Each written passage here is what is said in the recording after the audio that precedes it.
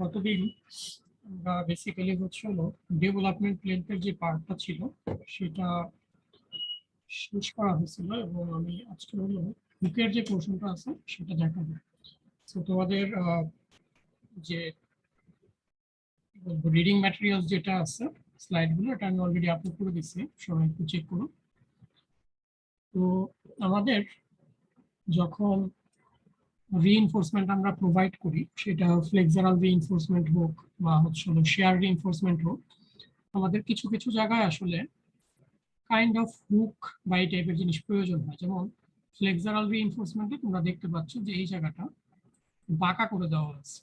Normally একটা বিমের ক্ষেত্রে আমরা যদি চিন্তা করি, যে ধরো টপ বার যদি চিন্তা করি যেটা কলামের ভিতরে যাবে, সেটা এরকম একটু বাঁকা অংশ দেওয়া হয়, যেটাকে হুক বলতেছি। বা নিচের বটম যে বারটা আছে এটাকে জেনারেলি ওরকম বেন্ড করতে হয় না, বাট এরকম করে দিতে হয়, ডিপেন্ড করে।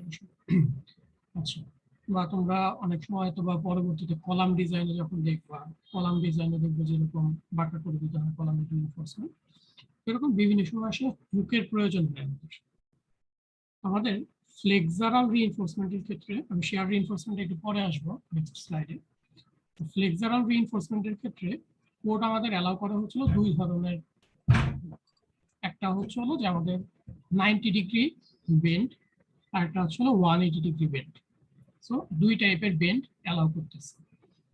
এখন এই যে দুই টাইপের বেন্ড অ্যালাউ করবে, বেন্ড অ্যালাউ করার মধ্যে আমাদেরকে কিছু স্পেসিফিকেশন দিয়ে দেয় তারা, যে এই বেন্ডটা কতটুকু বা কিভাবে আসলে আমরা দিব। আমরা যদি 90 ডিগ্রি বেন্ডের ক্ষেত্রে চিন্তা করি, আমাকে বলা হচ্ছে যে আমি যে অংশটাকে বেন্ড করব, বেন্ড করার পরে এখানে একটা সার্টেন ডিগ্রি অ্যাঙ্গেলে ঘুরাইতে হবে, সেটা হলো 90 ডিগ্রি বা 180 ডিগ্রি। আর তারপরে হলো একটা নির্দিষ্ট অংশটা এক্সটেনশন থাকবে। তো এই এক্সটেনশনটা বলা হচ্ছে 12 ইন্টু ডিবি। ডিবিটা হচ্ছিল বার ডায়ামিটার। আর এই যে জায়গা যে রোটেট করা হবে 90 ডিগ্রিতে, এই জায়গার যে অংশটা, এটাকে আসলে একটা নির্দিষ্ট ডায়ামিটারের অংশ হিসেবে, সরি সার্কেলের একটা পার্ট হিসেবে রাখতে হবে, যার একটা নির্দিষ্ট ডায়ামিটার থাকবে। এই ডায়ামিটারটা কোথায় পাবো? এই ডায়ামিটারটা পাবো এইখানে, যে minimum inside Ben diameter for standard hook. এটা ডিপেন্ড করতেছে আমি কত নাম্বার বার ইউজ করতেছি তার উপরে। যদি আমার নাম্বার 3 বার হয় বা নাম্বার 8 বার হয়, এই রেঞ্জের মধ্যে থাকলে 6 ইন্টু বার ডায়ামিটার, ডি এর ভ্যালুটা হবে হচ্ছে 6 ইন্টু বার ডায়ামিটার। যদি নাম্বার 3 থেকে নাম্বার 8 পর্যন্ত বার আমরা ইউজ করি, যদি নাম্বার 9, 10, 11 বার ইউজ করি সেটা 8 ডিবি, 14 আর 18 যদি ইউজ করি সেটার ক্ষেত্রে 10 বার দেয়। মানে এই ডিটা অ্যাকচুয়ালি ডিপেন্ড করবে কোন বার আমরা ইউজ করতেছি তার উপরে। এটা গেল হচ্ছে 90 ডিগ্রি হুকের ক্ষেত্রে। আর যদি আমি চিন্তা করি যে না এরকম 180 ডিগ্রি হুক দিব, তো 180 ডিগ্রি হুকের ক্ষেত্রে যে ডিটা মেনটেন করতে হবে। আর তারপরে হচ্ছে একটা নির্দিষ্ট ডিস্টেন্স মেনটেন করতে হবে। ডিস্টেন্সটা কি বলা হচ্ছে? 4 ডিবি, যেটা হলো বার ডায়ামিটারের 4 গুণ, বাট এটাকে অবশ্যই 2.5 ইঞ্চি থেকে বড় হতে হবে। সো 4 ডিবি যাই আসুক না কেন, যেটা এটা যদি 2.5 ইঞ্চির চেয়ে কম হয় তাহলে আমাদেরকে মিনিমাম 2.5 ইঞ্চি দিতে হবে। তার মানে এই দুইটার থেকে যেটা ম্যাক্সিমাম হয় সেইটাই আমাকে কাউন্ট করতে হবে। এটা আসলে হুকের জন্য নিয়ম, যে কতটুকু কিভাবে আমরা ব্যবহার করব। তো এখানে তোমাদের মাথায় কোশ্চেন আসতে পারে যে এটাকে যদি আমি 90 ডিগ্রিতে হুকে বাঁকায় দিই তাহলে সমস্যা কি হতে পারে। সমস্যাটা এরকম যে তুমি যখন একটা রিইনফোর্সমেন্টকে আমি যদি এরকম ভাবে দেখাই একটু বড় করে, যখন এরকম বাঁকা করতে যাবা, এটা কখনোই আসলে 90 ডিগ্রি হয় না। ইন জেনারেল কখনো 90 ডিগ্রি হয় না, বরং এখানে চলো 90 ডিগ্রি করে যদি তুমি বাঁকাইতে চাও, এটা আসলে এক ধরনের ক্র্যাক তৈরি হয়।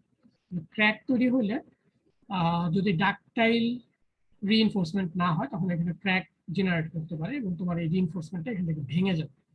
তো ওইটা আসলে আমরা কখনোই চাবো না। সেই ক্ষেত্রে আমরা এরকম বেন্ড করে দিতে হবে জিনিসটাকে। সো যখন আমি লম্বা একটা রড থাকবে, এটাকে বাঁকানোর সময় আমাকে সুন্দর করে এভাবে বেন্ড করতে হবে ফিল্ডে। এটা ওয়ার্কাররা জেনারেলি চেষ্টা করে আর কি। এটা 100% তো আসলে মেশিনে না করলে 100% হয়তো বা করা যাবে না, কিন্তু চেষ্টা করা হয় এগুলো মেনটেন করার জন্য। বাট এটা অবশ্যই মেনটেন করতে হবে তোমাকে, 12 dB অথবা 4 dB যেটা বলা হবে না, এটা মেনটেন করতে হবে। তো এটা গেল হচ্ছে ফ্লেক্সারাল রিইনফোর্সমেন্টের ব্যাপারটা। এখন যদি আমি আসি যে আমার শেয়ার রিইনফোর্সমেন্টের ক্ষেত্রে কি হতে পারে। তো শেয়ার রিইনফোর্সমেন্ট তোমরা হয়তো অনেকেই দেখছো, তারপরে জাস্ট এখানে দেখো এটা হচ্ছে একটা শেয়ার রিইনফোর্সমেন্ট, যে চারদিকে এরকম স্টিরাপের মতো, জিনিসটাকে স্টিরাপ বলতেছি আমরা, তো চারদিকে এরকম একটা চুরির মতো থাকবে। তো এই যে চুরির মতো এখানে থাকবে, এটা আসলে আমরা কি করতে পারি, যে এটা একটা কেস হতে পারে যে আমি এনে শেষ করে দিলাম এই জায়গাটা। আর একটা কেস হতে পারে যে আমি চুরিটাকে এইভাবে এবং এইভাবে আমি একটু গ্যাপ দিয়ে আঁকতেছি, স্পেশালি গ্যাপ থাকবে না এইভাবে আসলে।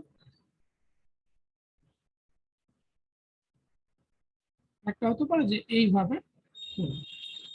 তো এই বিভিন্ন ভাবে আসলে স্টিরাপ আমরা চিন্তা করতে পারি। এখন তোমরা আমাকে বলো যে স্টিরাপের কোন সেটআপটা ভালো হবে, এটা ভালো হবে না এটা ভালো হবে না এটা ভালো হবে, একটু রেসপন্স দরকার তোমাদের।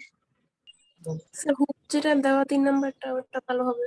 স্যার 3rd নাম্বারটা তো হবে স্যার, ভালো হবে। এটা ভালো হবে। এইটা কি সমস্যা হবে? এটা ধরো এখানে বাধা থাকবে, সমস্যা নেই। স্যার এটা নিচে পড়ে যাওয়ার সম্ভাবনা আছে স্যার। না, বেঁধে রাখলে কি পড়বে আর? না স্যার, এটা আউটার সারফেসটা স্মুথ হবে না। ধরে নাও স্মুথ হবে। এখানে আসলে দুইটা প্লেনে থাকে, যদি তোমরা বুঝতে পারো ছবি থেকে, আমি জানি না ক্লিয়ার কিনা। এই রিইনফোর্সমেন্টটা উপর দিয়ে চলে আসতেছে আর নিচের রিইনফোর্সমেন্টটা নিচ দিয়ে চলে এরকম হতে পারে, মানে একই কি বলবো এলিভেশন ভিন্ন হবে আর কি। যাই হোক সমস্যা নাই, এটা সবচেয়ে ভালো হবে, এটা বুঝতেছো। আর এইটার দিলে তাহলে কি হবে, লেফট সাইডেরটা যদি আমি চিন্তা করি। সো আমাদের মেইন টার্গেট হচ্ছে হলো যে আমাদের যে ফ্লেক্সারাল রিইনফোর্সমেন্ট আমরা দিই সেগুলাকে তাদের জায়গায় ধরে রাখা একটা পারপাস, প্লাস হচ্ছে হলো শেয়ার রিইনফোর্সমেন্ট হিসেবে কাজ করা। আমি যদি এখানে এটা কোনো বাইন্ডিং না দিই তাহলে আসলে এটা শেয়ার রিইনফোর্সমেন্ট হিসেবে কাজই করতে পারবে না, এটা ছড়ায় যাবে, এরকম চলে আসবে এরকম চলে আসবে, মানে এটা কখনোই আমরা প্র্যাকটিস করব না, এটা ইম্পসিবল, এটা কোনো কোড আমাদেরকে অ্যালাউ করবে না।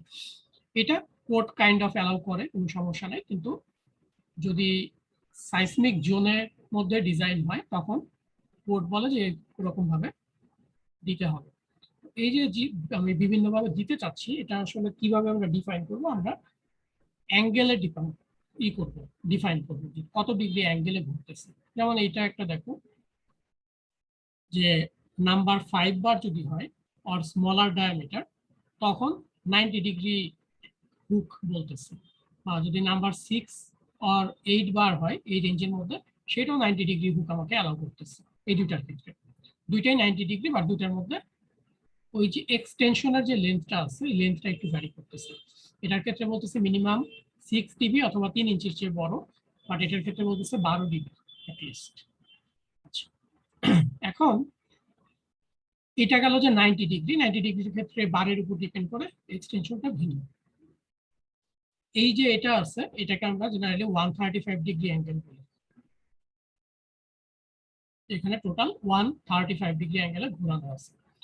সো এইটা হচ্ছিল কার ক্ষেত্রে, নাম্বার 8 অথবা স্মলার বার তাদের জন্য প্রযোজ্য। সো তুমি এটাও দিতে পারো নাম্বার 8 আর স্মলার বারের জন্য, এখান থেকে যে 6, 7 অথবা 5, এটাও অ্যালাউয়েবল, এটাও অ্যালাউয়েবল। আর সাইসমিক জন্য যেখানে আর্থকোয়াক হয় সেই সব জায়গাতে এইভাবে আসলে প্রেফারেবল না, তখন এটা প্রেফার করা হয়। তো এটা আর একটা জিনিস যে 135 ডিগ্রি ঘুরালে কি করা হয়, তাহলে সেই ক্ষেত্রে আমাদের এক্সটেনশনটা হবে হচ্ছে 6 dB অথবা 3 ইঞ্চি। আর যদি তুমি 90 ডিগ্রি 180 ডিগ্রি ঘুরাতে চাও, সেই ক্ষেত্রে এটা বলতেছে যে 8 নাম্বার বার আর স্মলার সব বারের জন্যই পসিবল। সেই ক্ষেত্রে হচ্ছিল আমাকে 4 dB অথবা 2.5 ইঞ্চি, যেটা বড় হয় অ্যাটলিস্ট ততটুকু এক্সটেনশন রাখতে হবে। এই কয়েকটা জিনিস আমাদেরকে মাথায় রাখতে হবে যখন হুক ডিজাইন করা হয় শেয়ার রিইনফোর্সমেন্টের জন্য, ঠিক আছে? এগুলাই আমাদের মাথায় রেখে আগাইতে হবে। এখন আমরা তো বেসিক্যালি যেটা চাচ্ছিলাম, এটা তো হুকের ডেফিনেশন গুলো আসলো যে হুক গুলো কিভাবে প্রোভাইড করব। তো আমাদের ডেভেলপমেন্ট লেন যেটা আমরা আগের দিন আলোচনা করলাম, উইদাউট হুক, জাস্ট এমনি নর্মাল কিসের জন্য, রিইনফোর্সমেন্টের জন্য। হুক দিলে আসলে রিইনফোর্সমেন্টটা কি হবে সেটা যদি আমি দেখি, যে ধরো আমি এখানে একটা নর্মাল রিইনফোর্সমেন্ট দিলাম, সেটার আমি টেনসাইল টেস্ট করব। আর এখানে একই রকম সিলিন্ডার, লেন্থ হয়তো বা কমায় দিচ্ছি, কিন্তু একটা হুক দিয়ে দিচ্ছি। দেখা যাবে যে এইটাতে যে স্ট্রেংথ আসতেছে, এটা তো অলমোস্ট হয়তো বা সেম স্ট্রেংথ আসবে, যদিও তাদের লেন্থ ভ্যারি করতেছে। তার মানে আমি যদি এখন চিন্তা করি যে এটাই ডেভেলপমেন্ট লেন, এলডি, মানে এখানে তার ফুল ক্যাপাসিটি গ্রো করতে যে পরিমাণ ডেভেলপমেন্ট লেন বা যে পরিমাণ বন্ডের প্রয়োজন হবে, এইখানে তার চেয়ে কম বন্ড লেন্থে সে হচ্ছে হলো একই পরিমাণ বন্ড স্ট্রেস ক্যারি করতে পারবে। কারণ হচ্ছে হলো এই বন্ড স্ট্রেস তো কাজ করবে, অ্যাট দ্য সেম টাইম এই যে হুকটা আছে, হুকটা হচ্ছে হলো এখানে কনক্রিটে বাধা পাবে। তার মানে কনক্রিট তাকে এদিক থেকে একটা প্রেসার ক্রিয়েট করবে, যার কারণে তার টোটাল যে ক্যারিং ক্যাপাসিটিটা আছে সেটা অলমোস্ট এটা সমান হয়তো বা হয়ে যাবে। তো এখান থেকে বেসিক্যালি যেটা বোঝার ব্যাপার, যে ডেভেলপমেন্ট লেন্থ এটা আসলে হুক থাকলে জেনারেলি কমে যায়। মানে হুক থাকার কারণে আমাদের ডেভেলপমেন্ট লেন্থ কতটুকু হবে সেটা আমাদেরকে এসিআই কোড বলে দেয়। এসিআই কোড বলতেছে আমাদের যে যদি হুক থাকে, আমরা আগে যেগুলো পড়ছিলাম ডেভেলপমেন্ট লেন্থ, সেটা হচ্ছে উইদাউট হুক। যদি হুক থাকে তাহলে টেনশনের ডেভেলপমেন্ট লেন্থ হবে হচ্ছে F Y psi e psi c r divided 50 lambda root over f c prime into d b. এটা জেনারেলি আগের ফর্মুলাটার মতো, জাস্ট এই ফ্যাক্টরগুলো একটু চেঞ্জ আসতেছে। এই ফ্যাক্টর গুলোর মধ্যে আমরা অনেক কিছুই জানি, যেমন ইপক্সি কোটিং ফ্যাক্টর আমরা গতদিনও পড়ে আসছি। তারপরে কভার ফ্যাক্টর, এটা মোটামুটি আমরা জানি যে কনক্রিট কভার কতটুকু তার উপর ডিপেন্ড করে।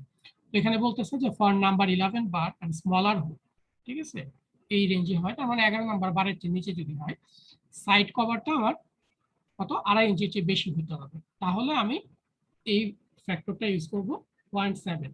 আর যদি 90 ডিগ্রি হুক হয় সেটার ক্ষেত্রে বার এক্সটেনশন যেটা আছে সেটা অবশ্যই 2 ইঞ্চির চেয়ে বড় হতে হবে। সো এই দুইটা কন্ডিশনের জন্য আমাদের হলো 0.7। আর আদার এর বাইরে যে কোনো কন্ডিশনের জন্য আমরা 1 এ চলে যেতে পারি। নেক্সট হলো যে কনফাইনিং রিইনফোর্সমেন্ট ফ্যাক্টর। কনফাইনিং রিইনফোর্সমেন্ট বলতে আমরা জেনারেলি বুঝতেছি হলো আমাদের শেয়ার রিইনফোর্সমেন্ট যেটা। এখন শেয়ার রিইনফোর্সমেন্টের ক্ষেত্রে কি টাইপের হতে পারে, তো বলতেছে যে for 90 degree hook of number 11 or smaller, তার মানে ঝামেলা শেষ, নাম্বার 11 অথবা স্মলার সব বারের জন্য এটা পসিবল। দুইটা কন্ডিশন হইলে আমাদের এই ভ্যালুটা ইউজ করতে হবে। সাই আর এর যে ভ্যালু 0.8 কি কি? একটা বলতেছে enclosed along LDH within ties or stirrup perpendicular to LDH at S less than equal to 3 dB। এই জিনিসটা আমাদেরকে মাথায় রাখতে হবে। তার মানে এটা বলতে চাচ্ছে যে যেই জায়গাটায় এলডিএইচ আমাদের থাকবে সেই জায়গায় যে তোমার শেয়ার রিইনফোর্সমেন্ট থাকবে, ঠিক আছে। এই শেয়ার রিইনফোর্সমেন্টের ক্ষেত্রে আরেকবার একটু পরে দেখো, এনক্লোজড অ্যালং এলডিএইচ, এলডিএইচ হলো এই ডিরেকশনে, সো এইদিকে থাকবে ties or stirrup perpendicular to the LDH. LDH এর পারপেন্ডিকুলার স্টিরাপ থাকবে, তার মানে এই যে তার পারপেন্ডিকুলারে স্টিরাপ থাকবে, স্টিরাপের স্পেসিং হবে এস লেস দ্যান 3 ডিবি।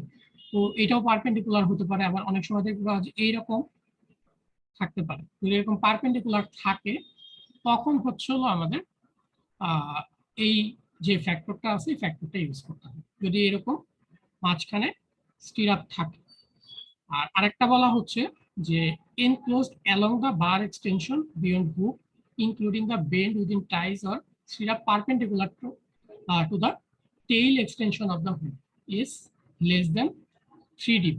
এটার ক্ষেত্রে বলতেছে যে কলাম যেটা আছে এই কলামের যে এক্সটেনশনটা আছে এখানে, এক্সটেনশন বার যেটাকে এখানে বলতেছে tail to the tail extension of the hook, হুকের যে টেইল আছে এই অংশের পারপেন্ডিকুলারে যদি তোমার স্টিরাপ থাকে, এই স্টিরাপটা থাকলে আমরা হচ্ছে সেইখানে এই কন্ডিশনটা ইউজ করতে পারবো।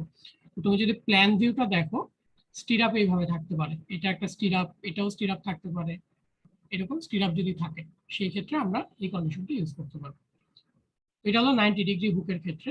আর 180 ডিগ্রি হুকের ক্ষেত্রে জাস্ট ফার্স্ট কন্ডিশনটা বলতেছি, ফার্স্ট কন্ডিশনটা যদি গভর্ন করে তাহলে হচ্ছে 0.8 এর মতো আসবে ফ্যাক্টরটা। আর অন্য সব ফ্যাক্টরের ক্ষেত্রে আমাদের হচ্ছে মোটামুটি 1 ধরতে হবে। তো এটা গেল হচ্ছে কনফাইনিং রিইনফোর্সমেন্ট ফ্যাক্টর। আর লাইট ওয়েট কংক্রিট ফ্যাক্টর, যেটা গতদিন আমরা দেখছিলাম যে লাইট ওয়েট কংক্রিট ফ্যাক্টরের ক্ষেত্রে সেটা ইউজ করতে হয় 0.75 এর মতো এখানে। আর নর্মাল কংক্রিট যদি হয় সেই ক্ষেত্রে হচ্ছে এটা 1 ধরবে। এই ফ্যাক্টরগুলো আমাদের জাস্ট এখান থেকে দেখতে হবে। তো এখন আমরা একটা ম্যাথে আসি, তাহলে এই জিনিসটা আরেকটু ক্লিয়ার হবে। তো এটা আগের যে ম্যাথটা আমরা দেখলাম সেটার ক্ষেত্রে আমরা বের করছিলাম যে এই দিকে ডেভেলপমেন্ট প্ল্যানটা কত। এখন আমাদের বের করতে হবে যে এই দিকে ডেভেলপমেন্ট প্ল্যানটা কত হবে, যেখানে হুক আছে। প্রশ্নটা কি বলা আছে দেখো, যে এখানে একটা রিইনফোর্সমেন্ট মোটামুটি 21 ইঞ্চি কলামের ডেপ, 2 ইঞ্চি ক্লিয়ার কভার রেখে এই জায়গা পর্যন্ত এইভাবে হুক দেওয়া আছে, তাহলে এটা 90 ডিগ্রি হুকের মধ্যে পড়তেছে। 90 ডিগ্রি হুক যদি হয় আমাদের, তো এই জায়গাতে এখন আমরা দেখবো যে কি অবস্থা দাঁড়ায়, তো কতটুকু ডেভেলপমেন্ট লাগবে। আমাকে বলা আছে তো আমার মোটামুটি 19 ইঞ্চির মতো স্পেস আছে এটাকে বাঁকা করার জন্য। এখানে 2 ইঞ্চি ক্লিয়ার ছেড়ে দিলে আর 19 ইঞ্চি, কিন্তু আমাদের ডেভেলপমেন্ট লেন্থ কত লাগে আমরা একটু দেখি। আচ্ছা, আর বাকি যে কন্ডিশন গুলো আছে সবই মোটামুটি একই ধরনের, যে তোমার এস কতটুকু লাগবে বলা ছিল 2.9 ইঞ্চি স্কোয়ার, আমরা এস প্রোভাইড করছি হচ্ছিল 3.12 ইঞ্চি স্কোয়ার, এফ ওয়াই হচ্ছিল 60 কেএসআই এর মতো, আর এফসি প্রাইম হচ্ছিল 4 কেএসআই এর মতো। এগুলো সব কন্ডিশন আগের মতোই আছে। আচ্ছা, এখন আমি দেখি যে আমার ওই ফর্মুলা অনুযায়ী কতটুকু ইসে যাইতে হয়।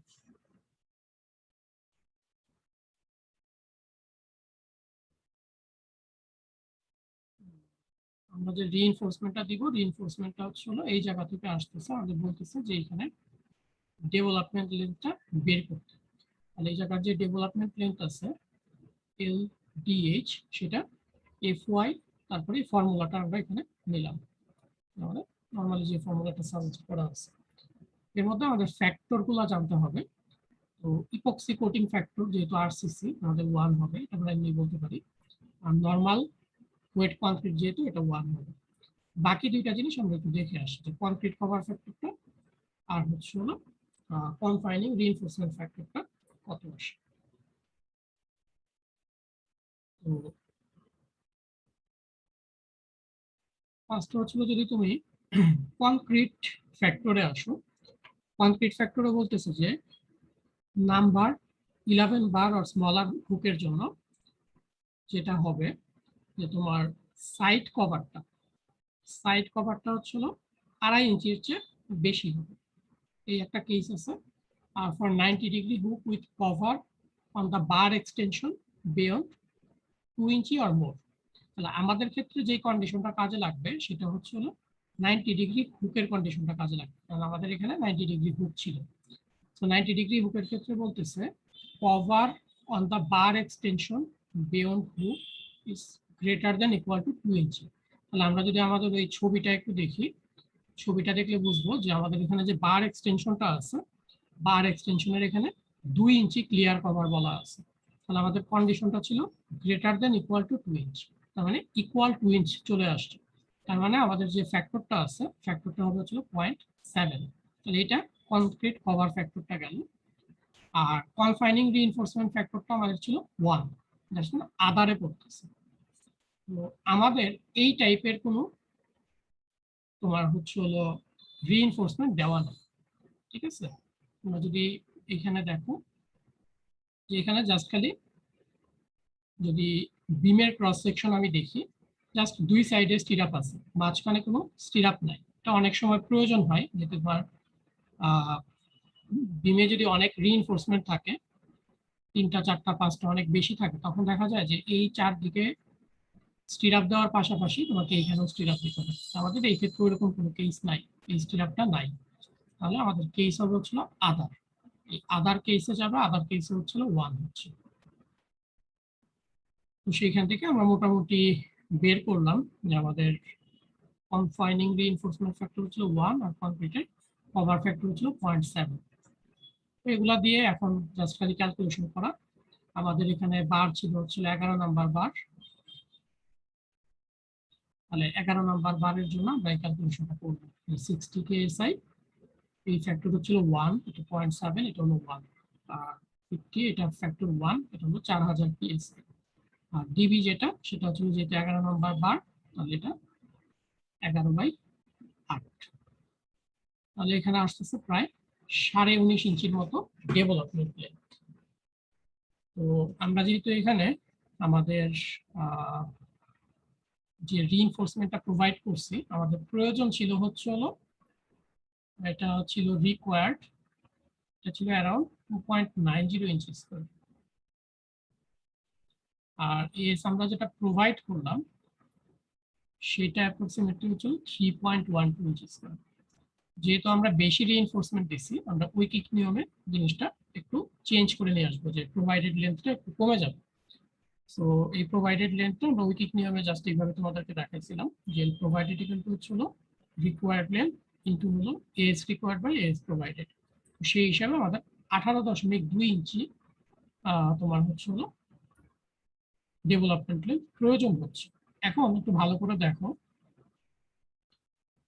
সেম সেকশনের জন্য আমরা যখন ডেভেলপমেন্ট লেন্থ হুক ছাড়া বের করছিলাম, এটা আমাদের আসছিল অ্যাপ্রক্সিমেটলি, আমরা যদি প্রিভিয়াস ম্যাথে চলে যাই, সেটা আসছিল প্রায় 80 ইঞ্চির মতো। তার মানে যখন আমরা কোনো হুক প্রোভাইড না করে এই ডিরেকশনে চিন্তা করছিলাম, প্রায় 80 ইঞ্চি আসছিল হচ্ছিল তোমার ডেভেলপমেন্ট লেন্থ। এবার যখন হুক প্রোভাইড করলাম এদিকে, হুক প্রোভাইড করলে এদিকে আসতেছে অনলি 18.2 ইঞ্চি, একই রিইনফোর্সমেন্ট কিন্তু। তার মানে হুক প্রোভাইড করাটা অনেক বেশি ইফেক্টিভ, আমার ডেভেলপমেন্ট লেন্থ অনেক কমে আসে। সো এই হুকটা আমাদেরকে এখানে প্রোভাইড করতে হবে।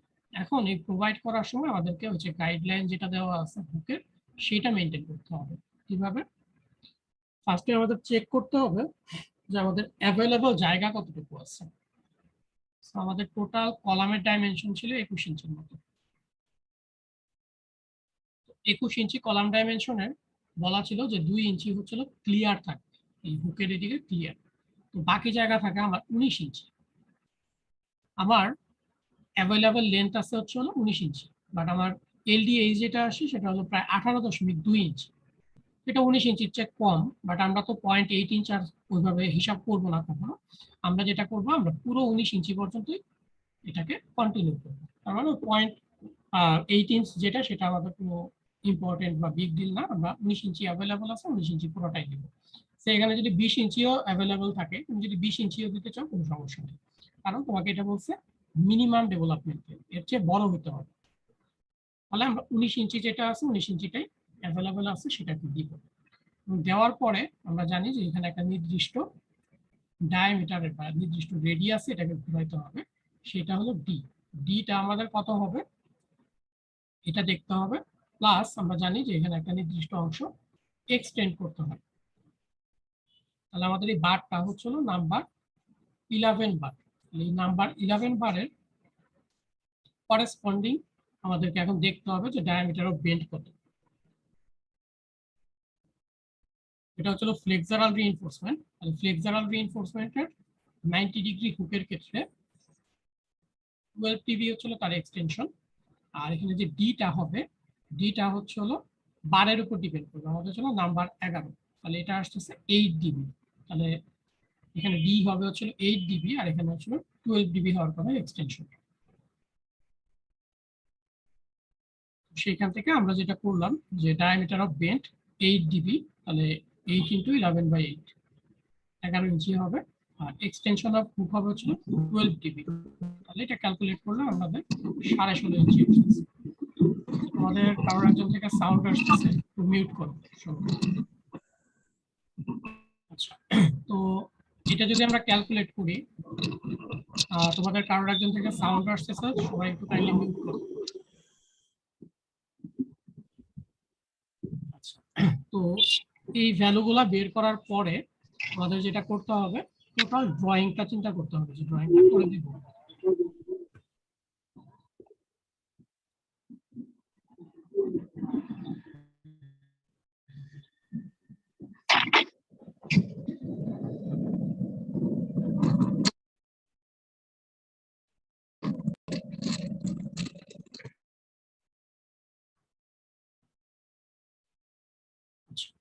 সো আমাদের তাহলে এই ড্রয়িংটা এখন এখানে জাস্ট করে দিতে হবে, যে এটা হলো ক্রিটিক্যাল সেকশন। এই ক্রিটিক্যাল সেকশন থেকে আমরা 19 ইঞ্চি পর্যন্ত তার যে হুকটা আছে, হুকটাকে প্রোভাইড করব 2 ইঞ্চি গ্যাপ দিয়ে, যেটা বলা ছিল।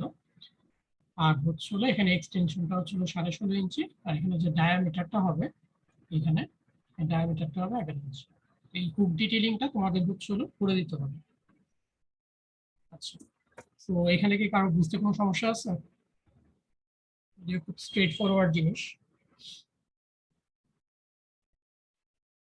আচ্ছা, তো যদি কোনো সমস্যা না থাকে তাহলে আমরা চলে নেক্সট জায়গায় আগাবো। সেটা হলো আমাদের বুকের সাথে আরো কিছু ছোট ছোট জিনিস প্রয়োজন হয়, যেগুলো আসলে ফিল্ডে যদি না যাও তাহলে বুঝতে পারবে না, ফিল্ডে গেলে আসলে বোঝা যায়। একটা টপিকস আছে যে স্প্লাইসিং অফ রিইনফোর্সমেন্ট। স্প্লাইসিং জিনিসটা কি সেটা আগে আমাদেরকে বুঝতে হবে। স্প্লাইসিং হচ্ছে হলো, তোমরা জেনারেলি দেখবা যে একটা বিল্ডিং কিন্তু 2 তলা 3 তলা 4 তলা বিভিন্ন ফ্লোর আসলে হতে পারে, রিকোয়ারমেন্টের উপর ডিপেন্ড করে। ধরো একটা কলাম, ধরো 5 তলা বিল্ডিং এর একটা কলাম বা 4 তলা বিল্ডিং এর একটা কলাম, যখন রিইনফোর্সমেন্ট দিবা, এত বিশাল সাইজের রিইনফোর্সমেন্ট তো পাওয়া যায়। তো সেই ক্ষেত্রে আমাদের যেটা করতে হয় সেটা হচ্ছিল রিইনফোর্সমেন্ট গুলো আমরা কেটে কেটে তারপরে হচ্ছিল জয়েন করতে হয় একটার সাথে। এই রিইনফোর্সমেন্ট যে কাটবো, কেটে যে একটার সাথে আর একটা জয়েন করবো, সিম্পলি আমি এইভাবে কেটে একটার উপর আরেকটা দিয়ে দিতে পারবো না। এই জায়গাটায় আমার যেটা করতে হয়, যে দুইটা রিইনফোর্সমেন্টকে একটা নির্দিষ্ট পরিমাণ দূরত্ব পর্যন্ত ওভারল্যাপ করাতে হয়। এই যে ওভারল্যাপিং এর পোর্শনটা, এটাকে আমরা বলি হচ্ছে স্প্লাইসিং। তোমাদের ডান দিকের যে ছবিটা দেখতে পাচ্ছ, এটা হলো একটা কলামের রিইনফোর্সমেন্ট। কলামের রিইনফোর্সমেন্টটা দেখো যে একটা জায়গায় এসে একটু বাঁকা হয়ে তারপরে হচ্ছে হলো আবার এরকম হয়ে গেছে, আবার নিচের থেকে একটা রিইনফোর্সমেন্ট যেটা আসছে সেটা এরকম।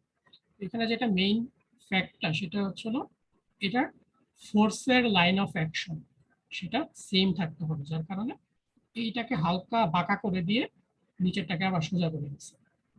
এবং এটাকে অবশ্যই বেঁধে রাখতে হবে, কংক্রিট কাস্টিং এর আগে এটাকে এভাবে সুন্দর করে বেঁধে রাখতে হবে, আদারওয়াইজ ডিসপ্লেসড হয়ে যাবে তারা।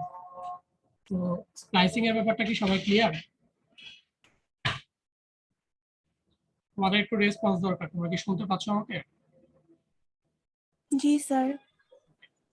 আচ্ছা, এখন এই যে স্প্লাইসিং আমরা করব, স্প্লাইসিং করার ক্ষেত্রে আমাদের কিছু জিনিস আসলে মাথায় নিতে হবে। সেটা হলো যে আমাদের আসলে অ্যাভেলেবল যে রিইনফোর্সমেন্ট গুলো আছে, সেই রিইনফোর্সমেন্ট গুলোর লেন্থ কেমন হবে সেটা আগে জানতে হবে। বাংলাদেশে আমাদের যে রিইনফোর্সমেন্ট মোটামুটি ব্যবহার করা হয়, সেগুলো মোটামুটি 35 থেকে 40 ফিট এই লেন্থে হচ্ছিল আমরা পেয়ে থাকি। তার মানে যদি প্রতিটা ফ্লোর হচ্ছে হলো 10 ফিট করেও হয়, তাহলে আমরা মোটামুটি ধরে নিতে পারি যে আমরা 30 ফিট, তার মানে 3টা ফ্লোর সেম রিইনফোর্সমেন্ট কন্টিনিউ করতে পারবো। কিন্তু তারপরে আসলে আর ওটাকে কন্টিনিউ করতে পারবো না, আমাদের হচ্ছে ওখানে জয়েন করতে হবে, এরকম স্প্লাইসিং করতে হবে, এটাকে ল্যাপিংও বলে অনেক সময়। এই কাজগুলো করতে হবে। এখন এই যে স্প্লাইসিং করবো, স্প্লাইসিং করার সময় আমাদেরকে কিছু জিনিস আসলে মাথায় রাখতে হবে। কি মাথায় রাখবো? ধরো একটা বিমের ক্ষেত্রেও স্প্লাইসিং দরকার হতে পারে। বিমের ক্ষেত্রেও বিমের তো লেন্থ সবসময় 30 ফিটের মধ্যে থাকবে না, বিম থাকে কন্টিনিউয়াস। অনেক রিইনফোর্সমেন্টই দেখবো যে তোমার কন্টিনিউয়াসলি নিয়ে যেতে হচ্ছে বটম রিইনফোর্সমেন্ট।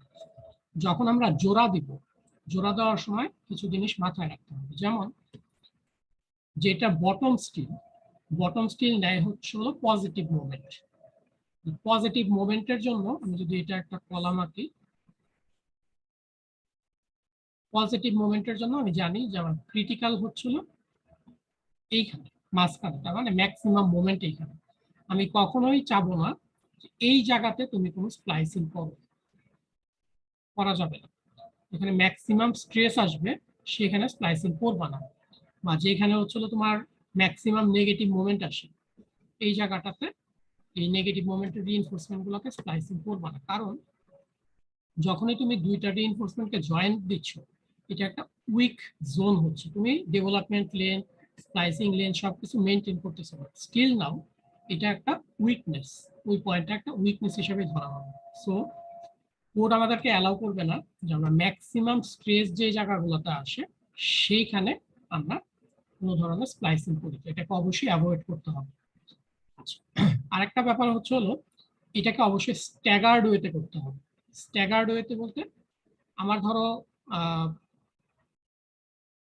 স্প্লাইসিং করতে হবে, এখন করার ক্ষেত্রে আমি যেটা করতে পারি যে ধরো পজিটিভ মোমেন্ট এইখানে হচ্ছে হলো আমার নেগেটিভ মোমেন্টের জন্য ক্রিটিক্যাল, তাহলে এই জায়গাটায় আমি হয়তোবা সেফলি স্প্লাইসিং করতে পারবো। যেহেতু আমাদেরকে বলছে যে ম্যাক্সিমাম স্ট্রেসের পয়েন্ট অ্যাভয়েড করতে, আমরা এই জায়গায় হয়তো স্প্লাইসিং সেফলি করতে পারবো। কিন্তু সেফলি করতে পারার সময় আমাদেরকে খেয়াল রাখতে হবে যে আমার যদি সবগুলা রিইনফোর্সমেন্ট, ধরো নিচে 3টা রিইনফোর্সমেন্ট লাগবে, 3টারই একটা না একটা জায়গায় যে আসলে স্প্লাইসিং এর প্রয়োজন হবে, সবগুলাকে এক জায়গায় স্প্লাইসিং করা যাবে না। তুমি একটাকে এক জায়গায় স্প্লাইসিং করলা, আরেকটাকে আরেক জায়গায় স্প্লাইসিং করলা, আরেকটাকে আরেক জায়গায় স্প্লাইসিং করলা। তো স্প্লাইসিংটা স্ট্যাগার্ড ওয়েতে করতে হবে, ভিন্ন ভিন্ন জায়গায় করতে হবে। সব রিইনফোর্সমেন্ট একই জায়গায় যদি করো, সেই পার্টিকুলার সেকশনটা উইক হয়ে যাবে। আচ্ছা, তো এটা হচ্ছিল একটা মেইন জিনিস যেটা আমাদেরকে মেনটেন করতে হবে। এট দ্য সেম টাইম আমাদেরকে যেটা করব সেটা হলো, যদি কলামের কথা চিন্তা করি, কলামের তো আসলে ফাউন্ডেশন থেকে শুরু করে আমি উপর দিকে যাচ্ছি, তাহলে রিইনফোর্সমেন্ট যখন শেষ হয়ে যাবে সবার একসাথে শেষ হয়ে যাবে। তো সেই ক্ষেত্রেও আমাদের বলা হচ্ছে যে neither condition is practical for example in compression splices of column.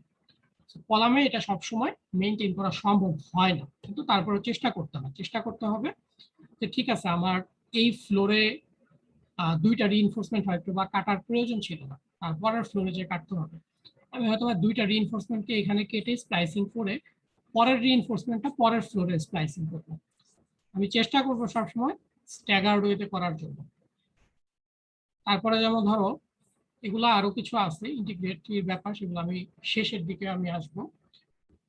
Beam column joint যেখানে আছে, এই জয়েন্টের এই জায়গায় স্প্লাইসিং করাটা ঠিক হবে না তোমার, কারণ বিম কলাম জয়েন্ট অলরেডি একটা হচ্ছে হলো কি বলবো যে ভালনারেবল জিনিস, স্প্লাইসিং এখানে না করাটাই ভালো।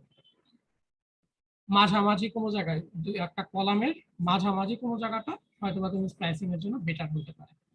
ঠিক আছে, তো এগুলো অনেক কিছু আছে যে স্ট্রাকচারাল ইন্টিগ্রিটির জন্য তোমাকে চিন্তা করতে হবে, এগুলা ডিজাইনের সময় মাথায় রাখবে। আচ্ছা, এখন প্রশ্ন আসে যে এই যে স্প্লাইসিং করতেছি আমরা, 2টা রিইনফোর্সমেন্ট 2 জায়গায় আসতেছে, এখন এটাকে কি আমরা জাস্ট গুণা দিয়ে বেঁধে দিব নাকি হচ্ছে হলো ঝালাই করে দিব, ওয়েল্ডিং করে দিব? সো কোনটা তোমাদের মনে হয় ভালো? একটা ওয়্যার দিয়ে বেঁধে দিব আর একটা হচ্ছে ওয়েল্ডিং করে দিব। স্যার ওয়েল্ডিং করলে তো কস্ট বেশি হবে। হ্যাঁ, একটা জিনিস হচ্ছে কস্ট বেশি হবে, ঠিক আছে, এটা একটা পয়েন্ট ধরে নিলাম। আর কোনো প্রবলেম বা কিছু?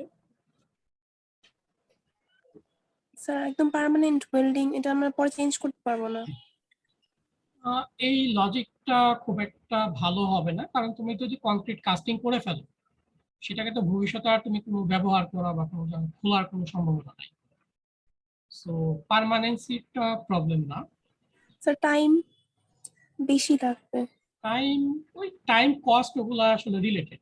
টাইম বেশি লাগবে বলতে চাচ্ছ যেটা, টাইম কস্ট মোটামুটি মানে লজিস্টিক সাপোর্ট বেশি লাগবে সহজ কথা। আচ্ছা,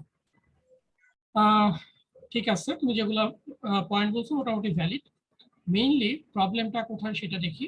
আমাদের মেইন টার্গেট হচ্ছে হলো যতক্ষণ পর্যন্ত কনক্রিট ঢালাই করা না হয়ে গেছে ততক্ষণ পর্যন্ত এই দুইটাকে এক জায়গায় ধরে রাখাটাই হলো আমার মেইন টার্গেট। আমি এখানে ওয়েল্ডিং করা আর ওয়্যার দিয়ে বেঁধে দেওয়ার মধ্যে তেমন কোনো পার্থক্য নেই। ওয়েল্ডিং করলে আমি বেশি স্ট্রেংথ পাবো এরকম কোনো কিছু নাই এখানে। সো ওয়েল্ডিংটা আসলে ওইরকম ভাবে দরকার হয় না। আমরা বাংলাদেশে জেনারেলি এখন পর্যন্ত ওয়্যার মেশ কি বলে ওয়্যার দিয়ে বেঁধে দেই, বাট ওয়েল্ডিং করা হয়, সেটা আমি একটু পরে আসতেছি। ওয়েল্ডিং করলে আর একটা প্রবলেম হয় হচ্ছে হলো যে রিইনফোর্সমেন্টের ডায়ামিটার তো এমনি আসলে খুবই ছোট। তো দুইটা জিনিসকে যখন তুমি ঝালাই দিবা, ঝালাই দিলে কিন্তু ডিস্টর্টেড হয়ে যায়। তার মানে তুমি যে ক্রস সেকশনাল এরিয়া চিন্তা করতেছো, যখন ঝালাই দিবা তোমার ক্রস সেকশনাল এরিয়া চেঞ্জ হয়ে যাবে। সো তোমার স্টিলের যে কোয়ালিটি, হাই টেম্পারেচারে স্টিলের কোয়ালিটিও নষ্ট হয়ে যেতে পারে, তার মানে স্ট্রেংথেরও কিছু চেঞ্জ আসবে। সো সহজভাবে যদি বলো যে ওয়েল্ডিং করতে গেলে অনেক সময় তোমার স্টিলের কোয়ালিটি বা তোমার স্ট্রেংথ এরিয়া এগুলো নষ্ট হয়ে যেতে পারে। সো ওয়েল্ডিংটা প্রয়োজন না পড়লে আমরা করবো না। আচ্ছা, স্মলার ডায়ামিটার যেগুলো আছে, স্মলার ডায়ামিটারের স্প্লাইসিং গুলো জেনারেলি আমরা হচ্ছে হলো ল্যাপিং করে দিই। Lapping the bar with sufficient distance to transfer the stress bond from one bar to another bar. Just এরকম ল্যাপিং করে আমরা গুণা দিয়ে বেঁধে দিব।